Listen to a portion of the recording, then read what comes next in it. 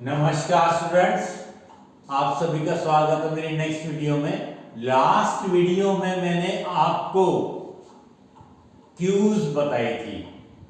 Cues, different linear queue, circular queue, deque queue, priority queues, ये सब बताया था मैंने आपको। और कुछ क्वेश्चंस करवाए थे मैंने क्यूज के ऊपर और स्टैक के ऊपर। मैंने एक लास्ट वीडियो में दो क्वेश्चंस करवाए थे और एक प्रायोरिटी क्यू ने सर्कुलर क्यू क्या होती है वो बताया था मैंने आपको। आइए अब देखते हैं नेक्स्ट टॉपिक। जो नेक्स्ट टॉपिक आपका है वो है लिंक लिस्ट। अब ये लिंक लिस्ट क्या होता है? आपने सी लैंग्वेज में एरेज को देखा। एरेज क्या होती हैं? Arrays are variables. एरे को वेरिएबल कह सकते हो आप, which store multiple data of same type in a continuous memory location। ये तो पता ही है आपको एरेज क्या होते हैं।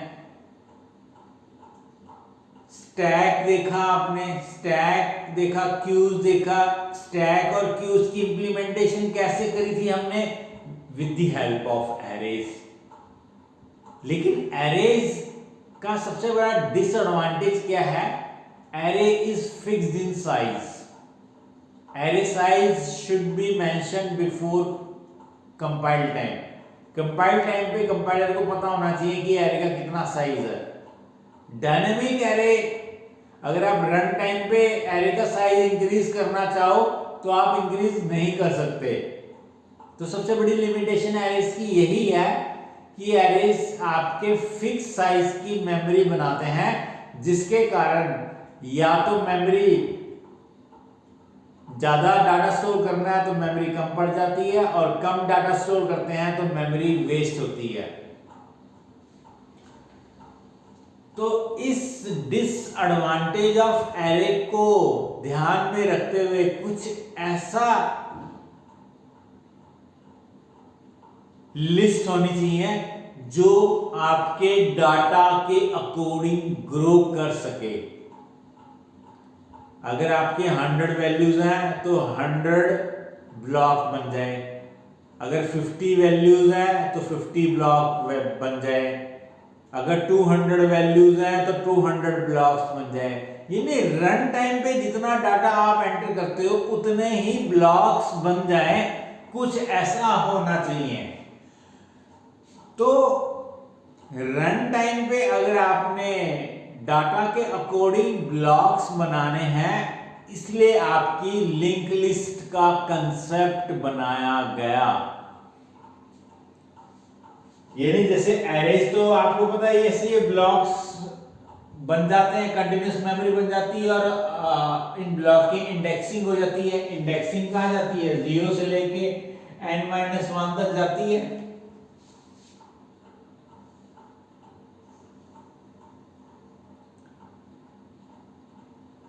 लेकिन एरे की लिमिटेशन होने के कारण कि it can not grow in size at run time, इसलिए लिंक लिस्ट बनाई गई। लिंक लिस्ट में हम क्या करते हैं? हम जो आपका मीनिंगफुल डाटा है होता है उनको कंबाइन करके चलते हैं। सपोज जैसे मीनिंगफुल डाटा है 10, तो मेरे पास इस ब्लॉक में मैं दो इंफॉर्मेशन स्टोर करूंगा, एक यूजफुल डाटा और एक, ये तो मेरा 10 क्या हो गया? यूजफुल डाटा हो गया। और नेक्स्ट पार्ट, ये जो मैंने नेक्स्ट पार्ट बनाया है इसमें मैं क्या स्टोर करूंगा? नेक्स्ट ब्लॉक या नेक्स्ट नोड का एड्रेस। तो मेरी फर्स्ट नोड का एड्रेस सपोज 1000 है। 1000 के डाटा में तो मैंने 10 स्टोर कर दिया, और नेक्स्ट में क्या कर दिया मैंने? नेक्स्ट नोड का एड्रेस सपोज 2000 है, तो 2000 मैंने नेक्स्ट इस सेकंड पार्ट में स्टोर कर दिया।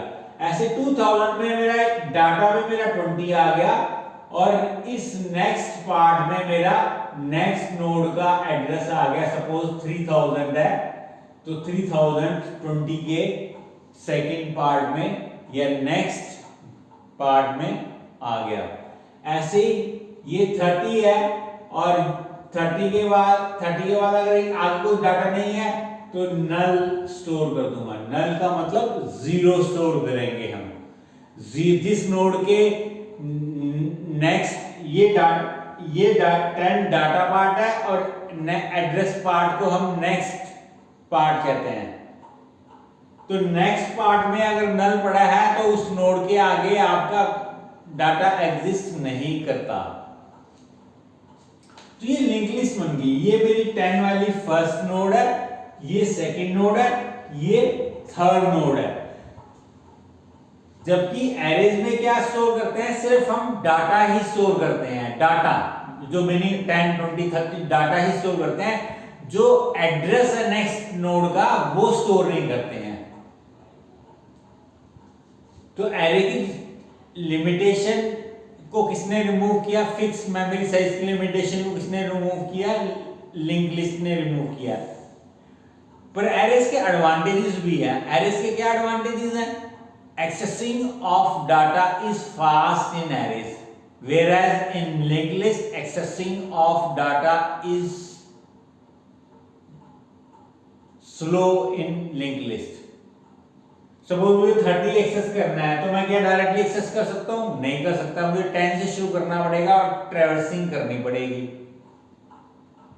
लेकिन अगर आपका 30 थर्ड ब्लॉक में स्टोर है, अगर यहाँ पे 10, 20, 30 है तो हम डायरेक्टली A of 2 लिख के एक्सेस करके डाटा को एक्सेस कर सकते हैं। तो accessing of fast is in arrays but slow in link list.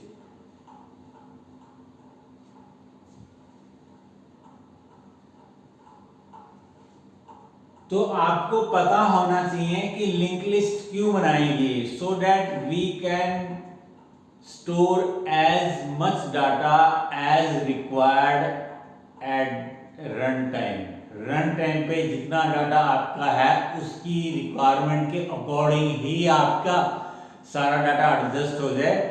चाहे डाटा कम है ज़्यादा है, जितनी भी रिक्वायरमेंट है वो सारा डाटा स्टोर हो जाए। इसलिए हम लिंक लिस्ट को यूज करते हैं, एरेज को यूज नहीं करते हैं।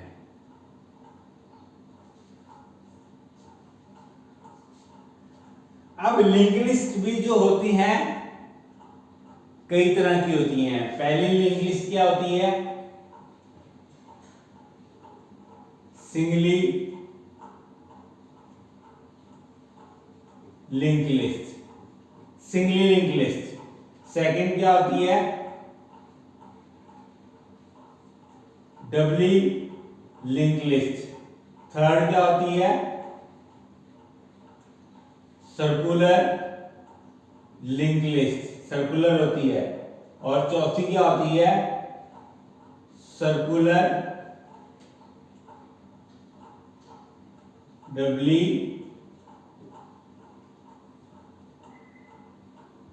Link list. तो ये चार तरह की लिंक लिस्ट होती हैं। सिंगली लिंक लिस्ट जैसे ये मैंने अभी डायग्राम में बता रखा है, ये सिंगली में क्या होता है? एक फर्स्ट नोड होती है और उसके नेक्स्ट हर नोड के नेक्स्ट पार्ट में नेक्स्ट नोड का एड्रेस होता है, और लास्ट नोड के नेक्स्ट में क्या होता है? नल होता है। तो उसको सिंगल लिंक लिस्ट कहते हैं। सर्कुलर डबल लिंक लिस्ट में क्या करेंगे? डबल लिंक लिस्ट में हम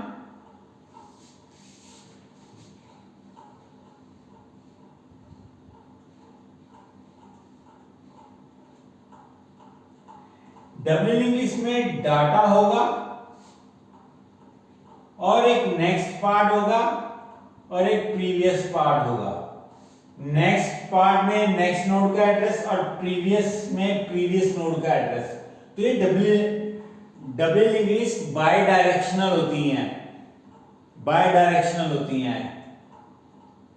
आपके पास डबल लिंक लिस्ट में किसी भी नोड का एड्रेस है तो आप किसी भी डायरेक्शन में जा सकते हो, चाहे फॉरवर्ड डायरेक्शन में चले जाओ चाहे रिवर्स डायरेक्शन में जाओ। लेकिन सिंगल लिंक लिस्ट में क्या होता है? हेड फर्स्ट नोड का एड्रेस होना जरूरी है। फर्स्ट नोड से ही आगे वाली नोड्स ट्रैवर्स हो सकती हैं। लेकिन डबल लिंक लिस्ट में लास्ट नोड का भी एड्रेस है तो भी हम रिवर्स में डाटा को एक्सेस कर सकते हैं। सो ये डबल लिंक लिस्ट है। फर्स्ट नोड के प्रीवियस पॉइंटर में क्या होगा? नल, और लास्ट नोड के नेक्स्ट पॉइंटर में क्या होगा? नल। तो प्रीवियस में प्रीवियस नोड का एड्रेस, नेक्स्ट में नेक्स्ट नोड का एड्रेस, और लास्ट नोड के नेक्स्ट में नल, और फर्स्ट नोड के प्रीवियस पॉइंटर में क्या होगा, नल होगा। नेक्स्ट है सर्कुलर। सर्कुलर में क्या करेंगे, सर्कुलर लिंक्ड लिस्ट में क्या करेंगे, ये जो नल है आपका लास्ट नोड में जो पड़ा है, इसमें अगर हम फर्स्ट नोड का एड्रेस असाइन कर देंगे तो ये सर्कुलर लिंक्ड लिस्ट बन जाएगी। सर्कुलर लिंक्ड लिस्ट में भी किसी नोड का भी एड्रेस हो, हम हर नोड को ट्रैवर्स कर सकते हैं क्योंकि सर्कुलर होती है ना आपकी, तो सर्कुलर लिंक्ड लिस्ट सिंपल है, मुश्किल नहीं है। फिर है circular double linked list. Circular double linked list में क्या होगा, इसके नेक्स्ट में फर्स्ट नोड का एड्रेस और इसके प्रीवियस में लास्ट नोड का एड्रेस। अगर ऐसे लिंक लिस्ट बना देते हैं आप तो वो सर्कुलर डबली लिंक लिस्ट बन जाती है। तो आइए सबसे पहले देखते हैं singly link list. Singly link list बनाते हैं तो कैसे बनाते हैं। ऑपरेशन ऑन लिंक लिस्ट क्या होते हैं आपके, पहला ऑपरेशन होता है क्रिएशन, एक नो लिंक लिस्ट को क्रिएट करना। सेकंड क्या होता है, डिस्प्ले। डिस्प्ले का मतलब सारा लिंक लिस्ट का डाटा डिस्प्ले कराना। फिर थर्ड ऑपरेशन क्या होता है, इंसर्शन। लिंक लिस्ट क्रिएट कर दिया, फिर आपने एक न्यू नोड इंसर्ट करनी है। इंसर्ट करने के 3 केसेस बनते हैं, बिगिनिंग, मिड एंड लास्ट। तो ये 3 केसेस बनते हैं इंसर्शन के। ऐसे ही फोर्थ ऑपरेशन क्या है, डिलीशन। डिलीशन में भी 3 केसेस बनेंगे, बिगिनिंग नोड को डिलीट करना, मिड में डिलीट करना, या लास्ट नोड को डिलीट करना। तो ये 3 ऑपरेशन बनते हैं डिलीशन में भी। इंसर्शन में भी 3 केसेस बनते हैं, डिलीशन में भी 3 केसेस बनते हैं। तो ये 4 ऑपरेशन, डिस्प्ले में ट्रैवर्सिंग हो गया आपकी, एक होती है ट्रैवर्सिंग। तो आपको कोई भी ऑपरेशन करो ट्रैवर्सिंग तो करनी पड़ेगी, तो एक ट्रैवर्सिंग होता है ऑपरेशन आपका, ट्रैवर्स करना, हर नोड को विजिट करना। मतलब ये अलग से ऑपरेशन नहीं होगा, इन 4 ऑपरेशन में ट्रैवर्सिंग अपने आप इंक्लूड हो जाएगी आपकी। तो ये 4 ऑपरेशन होते हैं, क्रिएशन, डिस्प्ले, इंसर्शन, डिलीशन। ये 4 ऑपरेशन होते हैं लिंक लिस्ट के ऊपर, चाहे कोई भी लिंक लिस्ट आप बनाओ।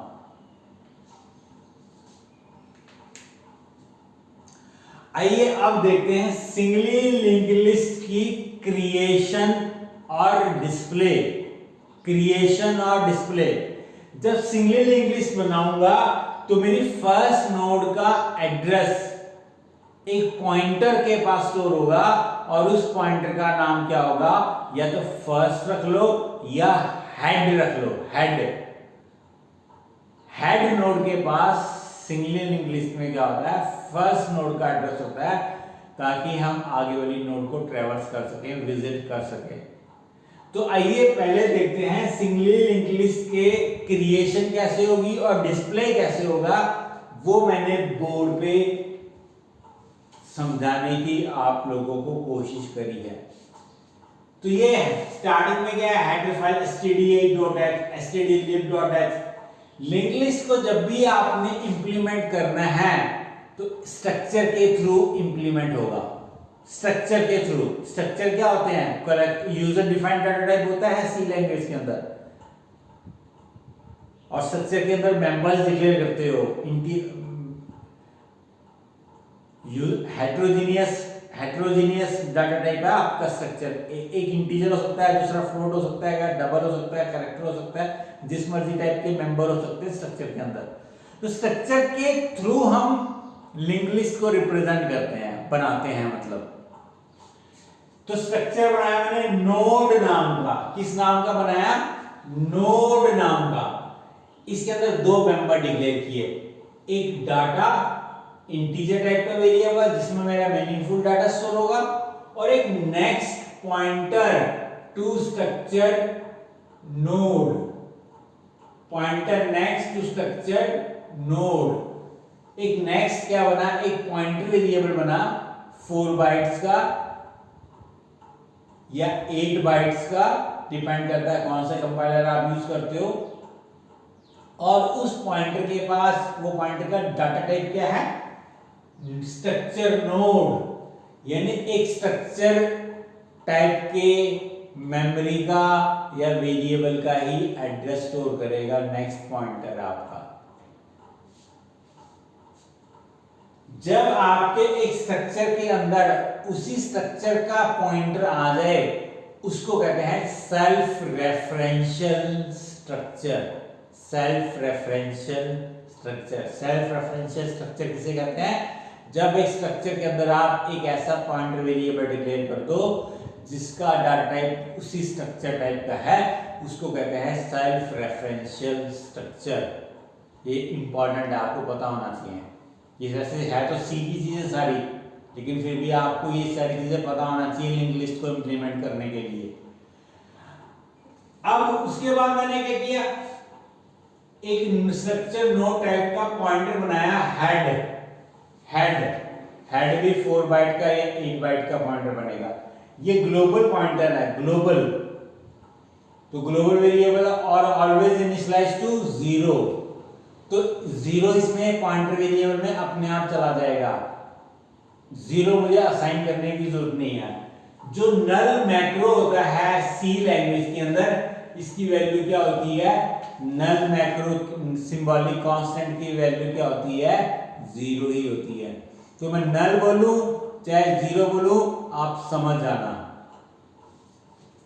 फिर मैंने क्रिएट फंक्शन बनाया है, इसमें कोई पैरामीटर नहीं है, प्रिंट टाइप वॉइड है।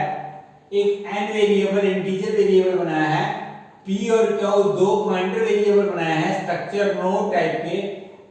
जब हम इसको क्रिएट फंक्शन को मेन से कॉल करेंगे तो ये वेरिएबल डिक्लेरेशन करने के बाद क्या पूछेगा, enter new node data, new node का डाटा एंटर कीजिए आप। सपोज मैंने कहा n में 10 का, फर्स्ट नोड का डाटा क्या मेरा 10 है सपोज, क्योंकि मेरे हेड के पास इनिशियली तो नल पड़ा है, 0 पड़ा है, नोड कोई नोड का एड्रेस तो पड़ा नहीं है, तो मैं चेक करूंगा, मुझे फर्स्ट नोड क्रिएट करनी है। फर्स्ट नोड क्रिएट करने के लिए आपको ये इफ कंडीशन चलेगी, क्या head is equal to null है, बिल्कुल हेड नल ही है, 0 ही है अभी आपका। तो p में मैंने क्या किया, मैलेक से size of structure node type की बाइट्स बनाए। स्ट्रक्चर नोड के बाइट्स कितने होंगे, 4 इंटीजर को और 4 पॉइंटर को, तो 8 बाइट्स की मेमोरी बनेगी और वो p के पास आ जाएगी। सपोज ये 8 बाइट्स की मेमोरी बनी और इसका एड्रेस 1000 है, वो किसके पास आ गया, p पॉइंटर के पास आ गया। p पॉइंटर के पास क्या आ गया, 1000 का एड्रेस आ गया। पॉइंटर से स्ट्रक्चर मेंबर कैसे एक्सेस होते हैं, सिंपल वेरिएबल से कैसे, सिंपल स्ट्रक्चर टाइप वेरिएबल से मेंबर कैसे एक्सेस होते हैं, डॉट ऑपरेटर से। और पॉइंटर है तो एरो ऑपरेटर। एरो कैसे बनेगा, हाइफन माइनस का साइन और ग्रेटर देन का सिंबल, एरो ऑपरेटर बन गया। तो p एरो डाटा में नल और नेक्स्ट में नल, नेक्स्ट में इनिशियली क्या है, नल आया है, क्योंकि अभी नेक्स्ट नोड तो एग्जिस्ट करनी नहीं है, ये एग्जिस्ट करनी नहीं है, ये एग्जिस्ट करनी नहीं है, तो नेक्स्ट 10 डाटा में 10 आ गया, नेक्स्ट में क्या आ गया, नल आ गया। और हेड में क्या आ गया, जो p के पास है, तो हेड में भी क्या आ गया, जो p के पास है। p के पास क्या है, 1000 है, तो हेड क्या बन गया, फर्स्ट नोड की तरफ पॉइंटर बन गया। और रिटर्न से यहीं से रिटर्न कर जाओगे मेन के अंदर। अब सपोज आपने एक नोड और एंटर करनी है, सपोज आपने 20 ऐड करना है, आपने सपोज क्या करना है, 20 ऐड करना है,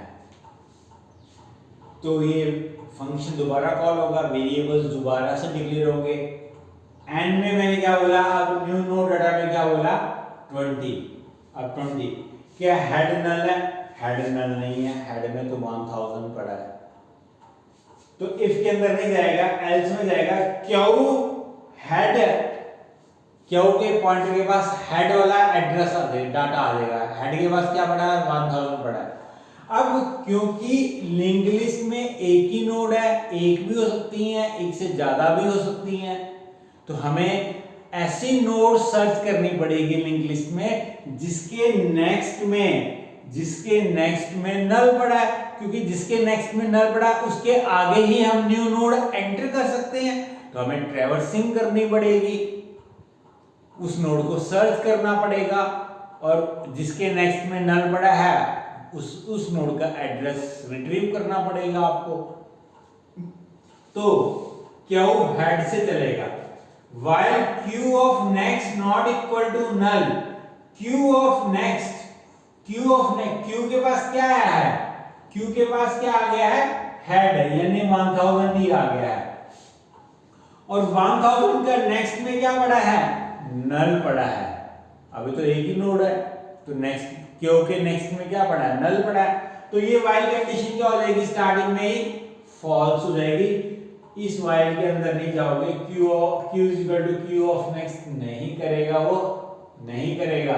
पहली कंडीशन मैंने q not equal to null नहीं लिखा है, मैंने q arrow next not equal to null लिखा है। q not equal to null कर दोगे तो q में तो क्या आ जाएगा नल आ जाएगा इस लूप के फिनिश होने के बाद, लेकिन मुझे तो उस नोड का एड्रेस चाहिए जिसके नेक्स्ट में क्या पड़ा है नल पड़ा है, तो मैंने q एरो नेक्स्ट लिखा। क्यू एरो नेक्स्ट में अगर नल के नॉट इक्वल है तभी ये लूप चलेगा, अदरवाइज ये क्विट कर जाएगा। तो क्यू एरो नेक्स्ट में क्या पड़ा है 10 के नेक्स्ट में क्या पड़ा है, 10 नोड वाले के नेक्स्ट में क्या पड़ा है, क्यू के पास क्या है 1000 है, तो नेक्स्ट में क्या पड़ा है नल पड़ा है। तो कंडीशन फॉल्स होगी स्टार्टिंग में, लूप के अंदर ही जाएगा। पी के पास एक मैलेक से एक और मेमोरी बनी, तो ये P के पास सपोज ये P के पास, अब P के पास क्या आ गया 1000 नहीं, अब क्या आ गया 2000 आ गया। इस नोड का नई नोड का एड्रेस आ गया, 20 वाली नोड का एड्रेस आ गया। P एरो डाटा में नल, P एरो डाटा में n क्या है मेरा 20, तो यहाँ डाटा में 20 आ गया और P एरो नेक्स्ट में नल और इसके नेक्स्ट में क्या डाल दिया मैंने नल डाल दिया। अब ये 2000 वाली नोड अब आपकी लास्ट नोड बनेगी। मैं नोड्स को आगे आगे ऐड कर रहा हूं, पहले नहीं ऐड कर रहा, लास्ट में ऐड कर रहा हूं मैं, जो मेरी लिंक लिस्ट है उसके लास्ट में जाके ऐड कर रहा हूं। तो इस न्यू नोड के डाटा में तो 20 आ गया, नेक्स्ट में नल कॉपी असाइन कर दिया मैंने और इस 2000 किस में आने चाहिए 10 के नेक्स्ट में उसका एड्रेस आ जाना चाहिए और 10 का एड्रेस किसके पास आया है Q के पास आया है, Q के पास पड़ा है, तो Q एरो नेक्स्ट में P असाइन कर देगा, Q एरो नेक्स्ट में P असाइन कर देगा। कहने का मतलब Q एरो नेक्स्ट में क्या आ जाएगा 2000 आ जाएगा। तो कहने का मतलब ये 10 वाली नोड 20 को पॉइंट करेगी अब, क्योंकि नेक्स्ट में 20 वाली नोड का एड्रेस आ चुका है। रिटर्न से फिर यहीं से रिटर्न कर जाओगे। सपोज एक नोड और ऐड करते हैं 30, तो ये वेरिएबल दोबारा डिक्लेयर होंगे। अब 20 नहीं है, अब क्या है 30 है। हेड में नल नहीं है, हेड में क्या पड़ा है 1000 पड़ा है, फर्स्ट नोड का एड्रेस पड़ा है। इफ में नहीं जाएगा, एल्स में जाएगा। क्यू हेड से स्टार्ट करेगा, क्यू के पास 1000 डालेगा। क्यू एरो नेक्स्ट 1000 का नेक्स्ट में क्या पड़ा है 2000 पड़ा है। अब 2000 not equal to null condition क्या हो जाएगी ट्रू, बिल्कुल ट्रू। तो Q में Q ऑफ नेक्स्ट का मतलब 1000 का नेक्स्ट जो भी है क्या है वो 2000, वो Q में आ जाएगा। तो Q में क्या आ जाएगा 2000 आ जाएगा। तो Q आगे मूव कर गया सेकंड नोड की तरफ। Q में क्या आ गया 2020 वाली नोड का स्टार्टिंग एड्रेस आ गया। अब क्या होगा, अब क्यू एरो नेक्स्ट चेक करेगा, अब क्यू एरो नेक्स्ट क्या निकलेगा, 2000 का नेक्स्ट, 2000 का नेक्स्ट क्या है, नल, तो null not equal to null condition क्या हो जाएगी, फॉल्स। तो क्यू के पास क्या आ गया, 20 वाली लास्ट नोड का एड्रेस आ गया। हमें लास्ट नोड का ही एड्रेस चाहिए था, जिसके उस नोड, हमें उस नोड का एड्रेस चाहिए जिसके नेक्स्ट में नल पड़ा है, तो क्यू एरो नेक्स्ट में नल पड़ा है। अब लूप से बाहर आ जाओगे, पी में एक नई नोड बनी, पी में सपोज ये बना, अब पी में क्या आया, 3000 आ गया, पी अब आपका 3000 को पॉइंट कर रहा है।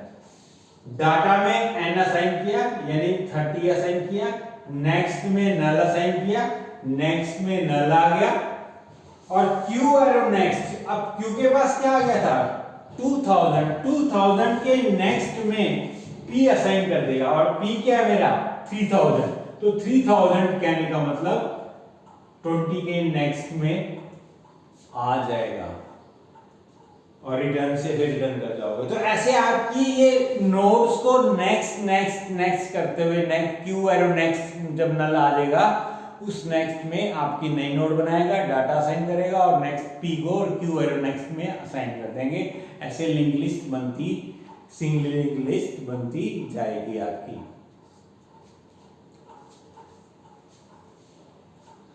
अब देखते हैं display function. Display function display का मतलब हमें 10, 20, 30 डेज डिस्प्ले कराना है, तो हमें स्टार्ट कहां से करना है, हेड से शुरू करना है। तो स्ट्रक्चर नोड टाइप का मैंने पॉइंटर बनाया p, और p is equal to head लिख दिया। p में क्या आ गया, जो हेड के पास है, हेड के पास क्या है 1000, तो p के पास क्या आ जाएगा, p के पास 1000 आ जाएगा, फर्स्ट नोड का एड्रेस आ जाएगा। while p not equal to null, जब तक p के पास नल नहीं आ जाता है, p के पास जब तक p की मेमोरी के 4 बाइट में नल नहीं आ जाता है, तब तक ये लूप चलेगा। अभी तो क्या आया है, 1000 आया है, तो 1000 not equal to null condition क्या हो जाएगी, ट्रू। तो प्रिंटफ p एरो डाटा यानी 10 प्रिंट हो जाएगा, और p में p of next, p of next का मतलब 1000 का नेक्स्ट, ना 1000 का नेक्स्ट क्या है 2000, तो p में क्या आ जाएगा 1000 की जगह 2000 आ जाएगा, कहने का मतलब ये p नेक्स्ट 20 की तरफ पॉइंट करेगा। फिर p क्या है 2000 not equal to null condition क्या हो जाएगी, ट्रू। फिर p एरो डाटा क्या है 20 प्रिंट कर देगा, और p में p ऑफ नेक्स्ट आ जाएगा, p ऑफ नेक्स्ट क्या है 3000, तो p में क्या आ जाएगा 3000, तो p में क्या आ गया 3000, तो p क्या अब आपका 3000 not equal to null condition क्या रहेगी, ट्रू रहेगी। p एरो डाटा प्रिंट कर देगा, 30 प्रिंट कर देगा, और p में 3000 का नेक्स्ट, 3000 ऑफ नेक्स्ट, 3000 का नेक्स्ट क्या है नल है, तो p में क्या आ जाएगा नल आ जाएगा। फिर while की कंडीशन क्या हो जाएगी, null not equal to null condition क्या हो जाएगी, फॉल्स। लूप से बाहर आ जाओगे और रिटर्न से मेन में रिटर्न कर जाओगे। ये सिंपल सा ऑपरेशन है डिस्प्ले फंक्शन। यहाँ p एरो नेक्स्ट नहीं लिख के आना एग्जाम में। कई एग्जामिनर अगर आप p एरो नेक्स्ट लिख के आओगे तो लास्ट नोड का डाटा प्रिंट नहीं हो पाएगा, तो एक प्रिंटफ, ये वाली प्रिंटफ लूप के बाहर भी लगानी पड़ेगी। वैसे भी करके आ सकते हो, लेकिन आप उसको अवॉइड करो। कई एग्जामिनर क्या होते हैं, बड़े जड़ बुद्धि के होते हैं, वो एक नंबर काट देते हैं। वो कहते हैं कि p क्यों नहीं लिखा, p not equal to null क्यों नहीं लिखा। p arrow next not equal to null थोड़ी ना होता है, नेक्स्ट से भी हो सकता है। तो ये आप प्रेफर करो p not equal to null ही लिख के आओ वाइल कंडीशन में। जब तक p में नल नहीं आया था तब तक p एरो डाटा प्रिंट करे और p में p ऑफ नेक्स्ट आता रहे। तो ये था आपका सिंगली लिंक लिस्ट का क्रिएशन और डिस्प्ले। आइए अब देखते हैं इंसर्शन। इंसर्शन कैसे करेंगे, पहले इंसर्शन देखेंगे फिर डिलीशन देखेंगे। तो पहले देखते हैं, आइए आप देखते हैं insertion. Insert a new node either in the beginning or in the mid और इन द लास्ट कैसे करेंगे, आइए अब देखते हैं इंसर्शन।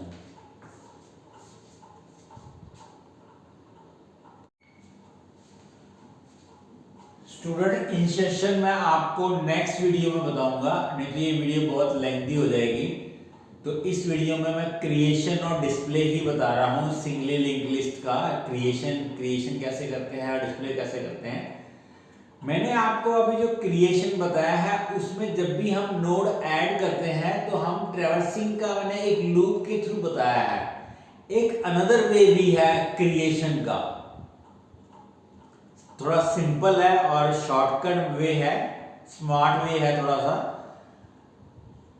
अगर हम लास्ट नोड का भी एड्रेस मेंटेन कर लेंगे तो हमें वो ट्रैवर्सिंग का लूप नहीं लगाना पड़ेगा।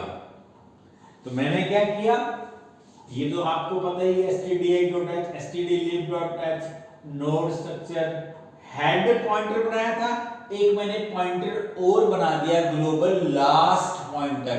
लास्ट पॉइंटर के पास क्या होगा, लास्ट नोड जो लिंक लिस्ट में होगी उसका एड्रेस होगा। एन वेरिएबल डिक्लेयर हुआ, p q local variable declare हुए, pointer variables, enter new node data enter किया एन में, हेड नल है, ये कंडीशन तो वैसे रहेगी। मैलक से मेमोरी बनी, पी में एड्रेस आया, डाटा में एन गया, नेक्स्ट में नल गया। हेड में मैंने पहले पी असाइन करा था, अब मैंने क्या करा, क्योंकि फर्स्ट नोड तो यही इफ से ही क्रिएट हो रही है, तो फर्स्ट नोड का एड्रेस हेड के पास भी असाइन कर देंगे, और फर्स्ट नोड ही लास्ट नोड है अभी, तो अगर एक ही नोड है अगर लिंक लिस्ट में, तो लास्ट के पास भी क्या आ गया, पी वाला ही एड्रेस आ गया। तो कहने का मतलब ये हेड भी इसी को पॉइंट कर रहा है और लास्ट भी इसी नोड को पॉइंट कर रहा है, अगर एक ही नोड अगर हमने एंटर की है तो। अब सपोज ये फंक्शन क्रिएट आप मेन से दोबारा कॉल करते हो, वेरिएबल्स डिक्लेयर होंगे, एन में आपने बोला पहले 10 बोला था, अब 20 बोला, अब 20 एंटर करना है, तो हेड नल नहीं है, हेड तो नल नहीं है, इफ में तो जाएगा नहीं, एल्स में जाएगा। पी में मेमोरी बनेगी, मैलक से मेमोरी बन जाएगी, डाटा में एन गया, नेक्स्ट में नल गया, यानी डाटा में 20 गया और नेक्स्ट में क्या गया, नल गया, नल। अब हमें क्या करना है, क्योंकि ये जो एक नोड बनी हुई है लिंक लिस्ट में, इसका एड्रेस, लास्ट नोड का एड्रेस किसके पास है, लास्ट पॉइंटर के पास है, तो हम लास्ट पॉइंटर को यूज करेंगे इस नई नोड को एग्जिस्टिंग लिंक लिस्ट में ऐड करने के लिए। कैसे यूज करेंगे, लास्ट ऑफ नेक्स्ट क्या है, 10 का नेक्स्ट, 10 वाली नोड का नेक्स्ट, उसमें क्या आ जाए, पी आ जाए, पी यानी कि 2000 आ जाए, तो यहाँ पे 2000 आ जाएगा और ये इसी तरह पॉइंटर बन जाएगा। और अब मेरी लास्ट नोड 20 वाली नोड बन गई है, तो इस नोड का एड्रेस लास्ट के पास आ जाना चाहिए, तो पी के पास जो है वो लास्ट में असाइन हो जाएगा। तो ये सिंपल वे है, थोड़ा सा सिंपल वे है। आप ट्रैवर्सिंग के थ्रू भी करना चाहो, चाहे ऐसे कर लो, लास्ट नोड का एड्रेस मेंटेन कर लो, एक ही बात है। जैसे मर्जी आप एग्जाम में करके आओ, एग्जामिनर आपके मार्क्स मेरे हिसाब से उसको काटने नहीं चाहिए। डिस्प्ले ऐसे ही रहेगा, डिस्प्ले में कोई शॉर्टकट मेथड नहीं है, डिस्प्ले तो ट्रैवर्सिंग ही करनी पड़ेगी, P not equal to null loop लगाना पड़ेगा और पी ऑफ डाटा और P is equal to P of next print करना पड़ेगा। तो स्टूडेंट आज की वीडियो में सिर्फ इतना ही, और आपको ये समझ आ रहा होगा मैलक कैसे यूज करते हैं।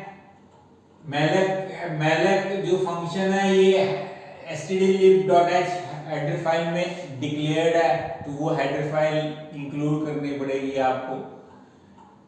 साइज ऑफ से साइज निकालेगा और स्ट्रक्चर नोड का कास्ट ऑपरेशन लगाएगा, क्योंकि मैलक का जो फंक्शन इनबिल्ट है उसका रिटर्न टाइप क्या है, इनबिल्ट फंक्शन का रिटर्न टाइप है वॉइड स्टार पॉइंटर रिटर्न करता है। तो हमें पी वेरिएबल किस टाइप का, स्ट्रक्चर नो टाइप का, तो कंपैटिबिलिटी बनाने के लिए आपको कास्ट ऑपरेशन लगाना पड़ता है। अगर आपने ये डॉट सी एक्सटेंशन रखा, फाइल का नाम रखा, तो ये कास्ट ऑपरेशन ऑप्शनल है, फिर आप ये कास्ट ऑपरेशन हटाना चाहो हटा सकते हो। लेकिन अगर आपने डॉट सीपीपी रख दिया, C++ की फाइल बना दी, फिर ये कास्ट ऑपरेशन मैंडेटरी है, क्योंकि सी में जो टाइप चेकिंग है वो लूज है और C++ में टाइप चेकिंग स्ट्रिक्ट है। तो आप ये सिंपल सा मैलक पता होना चाहिए आपको। तो अगर आपको मेरी वीडियो में सिंगल इंग्लिश के बारे में, क्रिएशन के बारे में पता लगा, डिस्प्ले के बारे में पता लगा, क्रिएशन मैंने 2 मेथड से आपको बताई है, तो आई होप आपको समझ आया होगा। अगर आपको समझ आया तो मेरी वीडियो को लाइक कीजिए और चैनल को सब्सक्राइब कीजिए। Thank you very much.